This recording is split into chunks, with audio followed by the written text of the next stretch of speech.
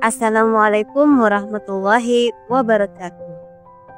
Sahabat muslimah Bangil yang dirahmati Allah, menurut Syekh Abdul Qadim Zalum dalam kitab Al-Amwal Daulah Al-Khilafah, pos pendapatan APBN Khilafah terdiri dari 12 jenis, yakni pendapatan dari harta rampasan perang, antara lain anfal, ghanimah, fai, dan humus.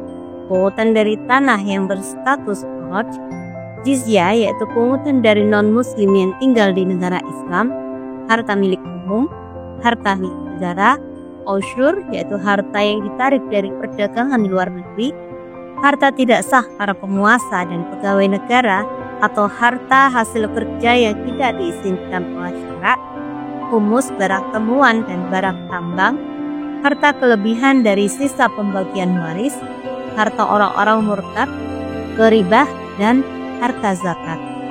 Gagasan Islam tentang pembentukan APBN sangat berbeda dengan APBN di dalam sistem kapitalisme. Sumber daya utama pendapatannya dan cara pembelanjaannya berbeda. Sumber APBN Khilafah atau kas Baitul Mal sama sekali tidak bergantung pada sektor pajak. Syariat Islam mengatur sumber-sumber utama penerimaan negara untuk kas Baitul Mal sebagai berikut. Pertama, sektor kepemilikan individu seperti zakat, sedekah, dan hibah adalah 3 sumber pertama. Zakat tidak boleh dicampur dengan harta lain.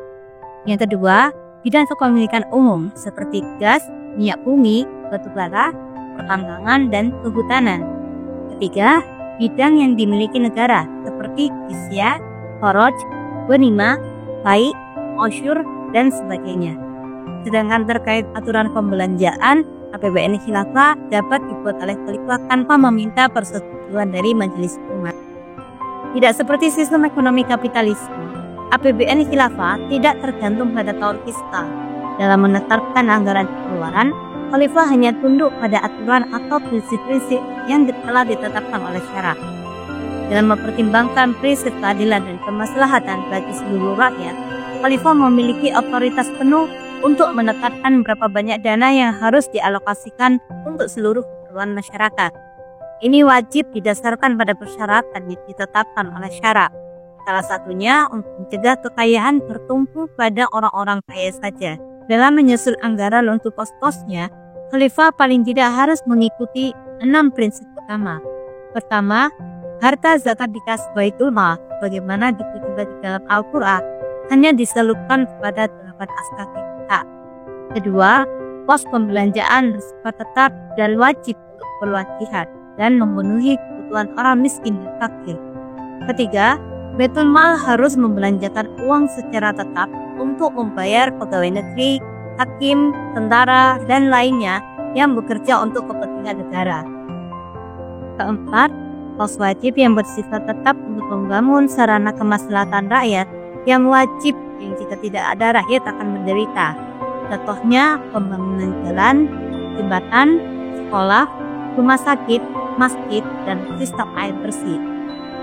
Kelima, pos pembelanjaan wajib yang bersifat sementara, misalnya untuk membantu korban bencana alam atau musibah seperti gempa bumi, paceklik, banjir, angin topan, tanah longsor, dan sebagainya. Keenam, anggaran yang dialokasikan untuk pembangunan fasilitas kemaslahatan rakyat tidak wajib, yang berarti bahwa fasilitas tersebut hanya akan menjadi penambahan dari fasilitas yang sudah ada, tidak akan membahayakan rakyatnya jika tidak ada sarana tambahan. Untuk pos pengeluaran pertama, Khalifah hanya boleh membelanjakan sesuai jumlah harta zakat yang masuk ke kas Baitul Mal. Untuk pos pengeluaran butir kedua sampai butir kelima, Khalifah harus mengeluarkan uang dari Baitul Mal sebagai kewajiban negara untuk segera membayar hak-hak rakyatnya sesuai kondisi masing-masing. Untuk butir keenam, jumlah yang dikeluarkan harus disesuaikan dengan jumlah yang tersedia di Baitul Mal. Wallahu a'lam bishawab. Wassalamualaikum warahmatullahi wabarakatuh.